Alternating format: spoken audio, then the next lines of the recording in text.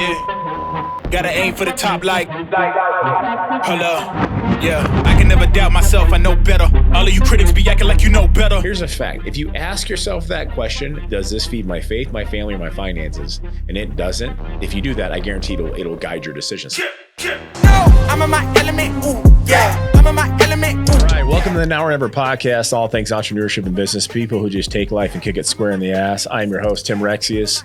My wife, my co-host, Brittany, is supposed to be here today, but she had to run to an emergency run at one of the gym facilities. Doors need to be fixed and et cetera, et cetera. The life that is a business owner. It's been about 2 months since we've been on, and a lot of questions why. A lot of people requesting more, and so I'll go through the quick synopsis of the timeline. So back in mid-April, I was unloading some equipment off the dock outside one of the gyms. Guys didn't bring the right truck, so we're unloading it by hand. Guys dropped the other side. I'm holding a 400-pound piece of equipment. Bam, snaps the bicep tendon right off the bone of my left arm. 2 days later, have emergency surgery. Reconnect it, looking at a 6-month prognosis. I've been able to lift weights in like 2 months, which is the longest stint in the last 12 years, I'd say.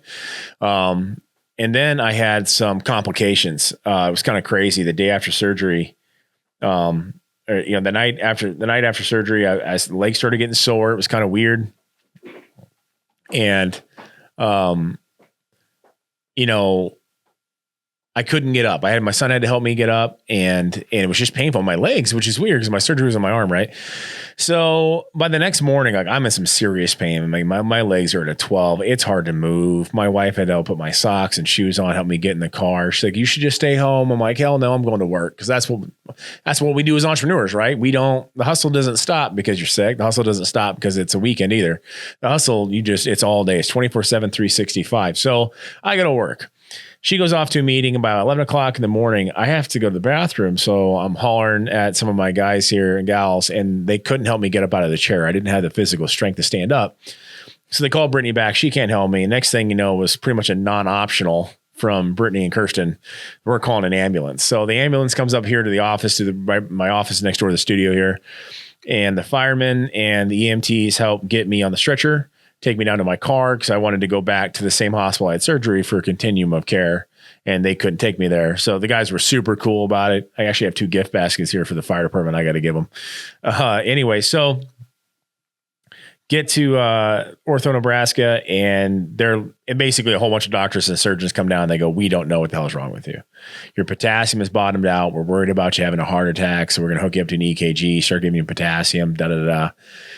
After an hour, it's just getting worse. My legs feel like they're on fire. So they put me in another ambulance, take me to another hospital. I get admitted, and now I got doctors flying everywhere. And I've had 2-3 bags of potassium, a couple of banana bag IVs full of other fluids, and it's still dropping. Now they're talking about putting me into a medically induced coma. I've now lost the full function of my legs all the way up to my abs. Everything feels like on fire. My eyes feel like they're on fire. Extremely painful and scary. By about midnight that night, I pass out from the pain. Finally, they hang a 5th bag of potassium, and the next morning magnesium. But later that morning, the next morning about 9 a.m., I start wiggling my toes. Pain started subsiding. Potassium came back finally in the good range. They still don't have any idea why. Pretty sure I'm the second known case ever of post-paralysis hypokalemia. They don't know what caused it. It's just scary shit. And just a testament to me, which I can say this because my wife's not here to argue about it. We get back home about 1 o'clock that day and take a shower. She's like, "What do you want to do?" I'm like, "I want to go back to work." And it was fun. I get to the office and Kirsten's like, "I'm going to kidney punch you." I'm like, "Listen, here's the lesson of life. Had I stayed home and recovered like everyone else said, I probably would have been dead by 2 o'clock because there's no way I would have been able to get up. And we wouldn't have known, what was wrong. I'm not great at going to the doctor. So my workaholic nature actually saved my life. So here I am and we're good. Then of course, 3 weeks later, I broke my toe teaching my 14-year-old daughter how to throw a shot put. Then I twisted my ankle, favoring my left leg because my right toe was broke, and dress shoes doing a ribbon cutting for a press conference. And so I haven't been able to do anything in about 2.5 months, and it's been extremely aggravating. But I have an appointment next Monday, and I'm hoping the doc says, "Rexius, go ahead and lift weights," because God damn it, I got to tell you how much of my life that is. And it's been tough with my schedule. and the insanity of all three companies and how busy it's been to really give dedicated time to the gym. And I know you would think owning 3 gyms, like, God, you should be able to, no, I go there and half the time I get bombarded with questions and all good stuff, you know, because people, support our businesses and they're going to get my attention. But how much I miss being able to compete, how much I miss being able to train and just go all in. Every one of our companies is surrounded by the fitness and health industry, and me not taking time for my own fitness and health is kind of insane. And so for me, I'm now so excited after not being able to go. Now it's all I think about. And I can't freaking wait to start slanging and banging some weights and actually do cardio on purpose. I swear to God. So plus I got chubby because my wife's a really good cook and she has a metabolism and I don't. So anyways, that's what's happened. So now we're getting back to, consistency here with the podcast, hoping to get at least one episode a week. If not more, we'll kind of see how it goes. We're rebranding everything right now. It's been a crazy couple months. We took our OPP popcorn, which is currently called Optimal Performance Popcorn Company. We can drop that. It's going to be rebranded to the Omaha Protein Popcorn Company. This is where we're at. This is what we do. And we're going to change the name. Still OPP, just the actual original acronym that I wanted when I first started this thing 4 or 5 years ago. But we took it to the Sweets and Snacks event in Chicago. Let me tell you, folks, the guys in the supplement industry that follow me, you think the Olympia is big? You have no idea. This thing was 3 times the size of the Olympia with God knows how many countries across the world. But for me, like being in business and being tenured in what I do, the food industry is a whole different animal for me. So it was really interesting to see how this thing worked. And just it was within 6 hours of being there. We're like, okay. And this is part of being a business owner, right? It's a rebrand. We need, we go to bodybuilding competitions where like everybody's, selling gains everywhere, right?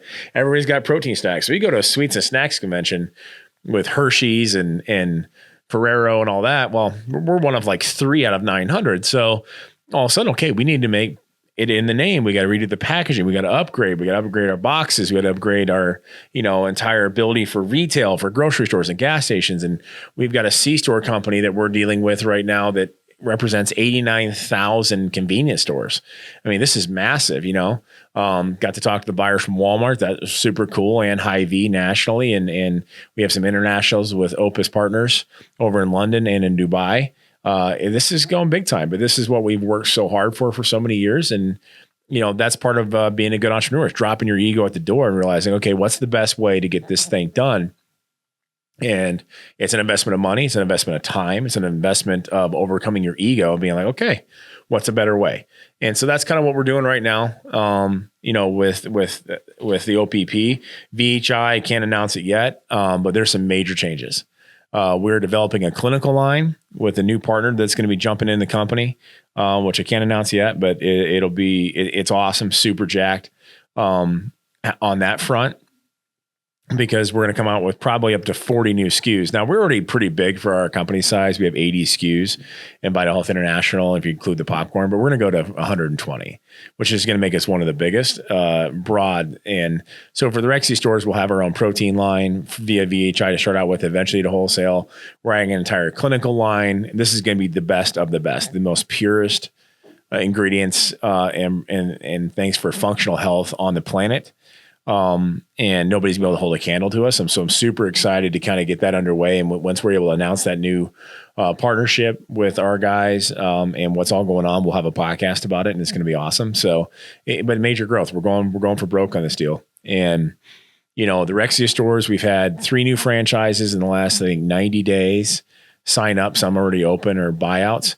A lot of changes. We sold Council Bluffs to a franchise. We sold Bellevue last year to a franchise. 2 years ago, we sold Norfolk. 3 months ago, we sold Sioux City. So right now, currently, I own the Kearney location, Omaha on 120th and Center, 108th and Maple, and 67th Center in Exarban. We'll eventually, hopefully, franchise off Kearney to our manager, Justin, out there, who's doing an awesome killer job. And, there's a good chance that we'll probably sell Exarban here in Omaha. I don't know if I ever sell Maple and Center, but I might. Simple fact is I need more time to be able to devote to helping the franchisees, growing BHI and Iron Heaven. And this is just full transparency, folks. I'm just being honest, is, owner operators do better. They do. They make more money. They care more. They're able to do the little things that are necessary to be successful. And it's hard for me at this size to be able to do that because there's just not enough hours in the day and I can't be everywhere at the same time. And it's, and it's basically me dropping any level of greed down because I make way less money as owning the franchise rights than I do actually operating it. But without great staff, I'm nothing. And the simple fact is you have these super talented people. I need to be able to make it easier for them to own. And so that's what we're doing. And so just full transparency, that's why you're seeing us sell some of the locations. It's because these guys, even if they worked for me before, their sales go up when they own. They'll do the little things. They'll do the farmers markets. They'll do the table at the local 5K run. I can't be at every event all the time, and I can't ask staff to do it either. You can't ask a staff member to put in 7 days worth of work as an employee. They'll do it as an owner. So that's kind of where we're at. And it's a big deal. So, and people ask like, why is franchising growing so much? Well, it's simple. People are sick of being a fucking number on a page. They want to have an impact. They want to have a voice. And the only real way to do that is to own. Learn the job, love the job, own the freaking job. You're in charge of your own destiny. You're in charge of your own income. Why do it with us? Because we're growing. Because I put you first. We do the long profit model, which means I make nothing on you in the beginning. All mine comes down 10, 20 years when you are successful. And I'm the only one doing that. I can guarantee you that, which is why we're growing when everyone else is shrinking. So if you want to be in charge of where you want to be in 10 years from now, quit working for someone else and learn how to own it. And that's why I'm doing it for my own guys and gals who work for me. They're extremely talented. And I also know without them, I don't exist. And so I see a model here in the next 5 years or more where we may not own any locations, that we may just be the franchisor running the warehouse, helping the franchisees, helping really kick-ass owner-operators make the best living in their life and in control of their own destiny. And that's the freaking goal. So, it's been a major change in motives for me, to be honest with you. Years ago, I said, I wanted to have 20 or sort of my own locations, but I don't, honestly. The market has changed. Certain people just, part-time staffing has become incredibly difficult. Understanding that the value of the people inside the store is everything. You cannot just replace a really killer manager just by paying more money or doing anything else. Also, retail costs have gone up. People need to understand how the marketplace actually works, and most people don't understand. Property values go up. Okay. Well, that kills the small business owner. And let me tell you why. With all the stuff that happened in the pandemic, if almost every single retail spot that you rent, you're paying CAM costs, triple nets. Okay. You're paying property taxes, property maintenance, and upkeep and everything else. So if the property taxes of the commercial property, even if it's a huge shopping mall, right, go up, you're paying your pro rata share of that. And if that goes up 20% in the last 2 years, which it has or more, your rent just went up 20%, right? When your employees, they're renting spots or they may own a house. Guess what? Well, their property taxes went up. So their cost of living increased with the inflationary rate. Now they want to get paid more, but obviously COVID screwed everybody. I mean, just with supply and demand chain, which we're just now really feeling the heat of it. And it's harder now than it was in the midst of the pandemic, 100% honest. And I'll get to that in a second. But so now our costs have gone up, but shit ass companies like, we'll just let it, a bald dude owns it. You get what I'm saying?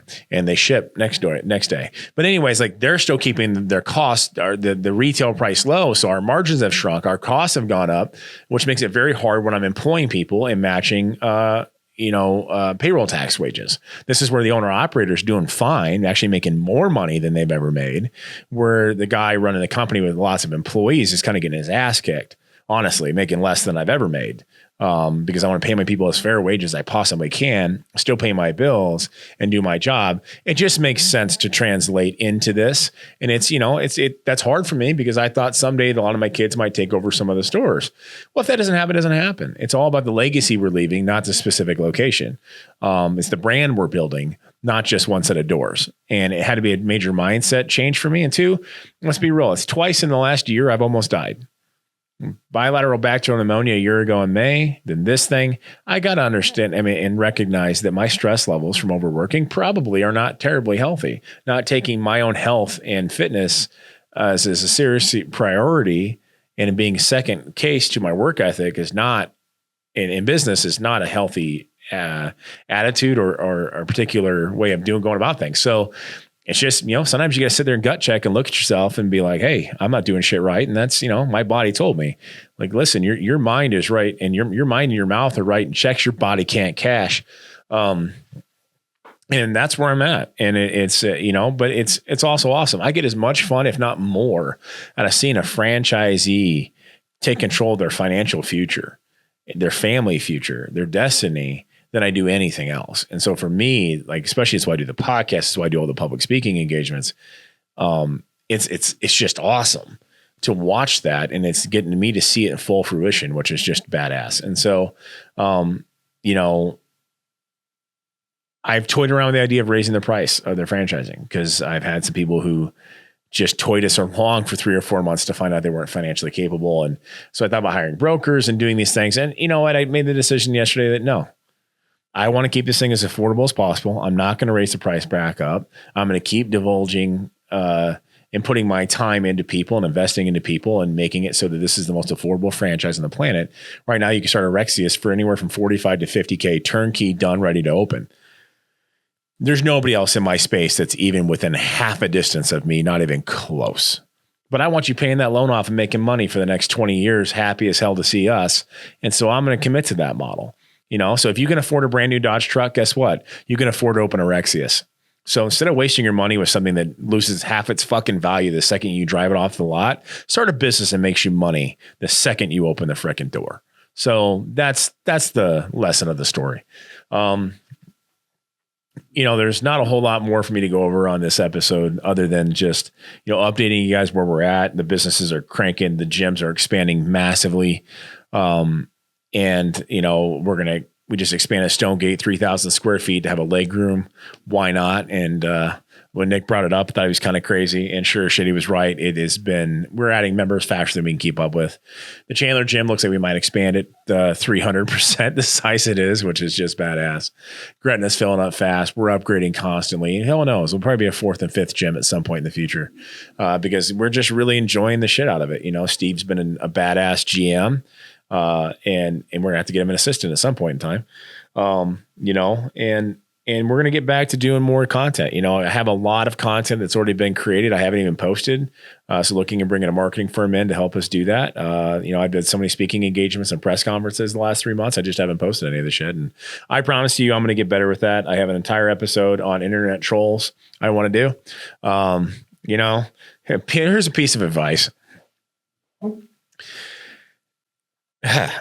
Cut out all negativity from your life. And this, for most of you, is going to really include social media. Okay. Negativity is like a cancer that reaches into your body and sucks out your energy. And so you engaging into bullshit on social media is stealing your positivity. It's stealing your energy. It's stealing your creativity. It's stealing your income. It's stealing everything.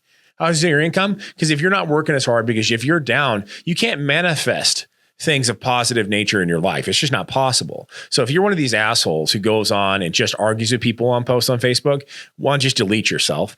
Two, if you're the type of person who posts this crap just for pure attention, unfollow, unlike, and block are my favorite freaking tools on social media. I use social media for business and for memes, and that's it. Simple fact is you are letting these things leach into your life. And half of these people's problems that message into us wanting help with businesses, wanting help with personal lives, with marriages and everything else, 9 times out of 10, it's the negativity they surround themselves with. So what I've had to do is I've had to cancel friends. People that I've known for 20 years have had to go to the wayside because they're too negative. They bring negativity into my circle. I don't have time for that shit. I have goals to crush. So I certainly don't have time to get into your bullshit on social media. Most of you don't even know what you're talking about half the time. You're copying and pasting somebody else's bullshit who didn't know what they were talking about. And me even commenting on it is wasting my energy and my time that I could give to my family, my businesses, and my future. So pro tip of the day, cut out bullshit. Assholes are assholes. Social media just gave them a megaphone. Start using shit for good, or don't say anything at all. It's just the old adage back in kindergarten. If you can't say something nice, don't say something at all. Literally read that shit into your life, and I'm telling you, it'll change your attitude. Instead, how about this? How about you take 1 or 2 minutes a day and just go put nice shit on people's pages or posts, even if you don't agree with them, right? Or even if for whatever reason, just bypass the stuff you don't agree with and say, hey, nice shoes, nice hair, open the door for the person at the grocery store. You know, any of that kind of crap. Pay for the coffee of the person behind you at Scooters, which I think is ridiculous considering how expensive that shit is. But, you know, breed positivity into your world and cut out the negativity. Like, if there's somebody in your life that's causing constant negativity into your company, to your family, to your life, cut it out. Life is short. It could all be over tomorrow. And you're wasting your time dealing with people who may not want the best for you, because people who want the best for you won't try to bring you down into their misery. Always be there for your friends. I'm not saying that. I'm saying, you know, be there for people. Be a doorway. Be a doorway for people into a better life. Be a doorway to people to a better income, to another business opportunity, into positivity, but don't be a doormat to be walked over. So that's it. Lesson of the day. Thanks, guys. Tune in next week. I'll start having guests back on. I'll have my wife back on. Yes, I know. She's much better looking than me and nicer to listen to.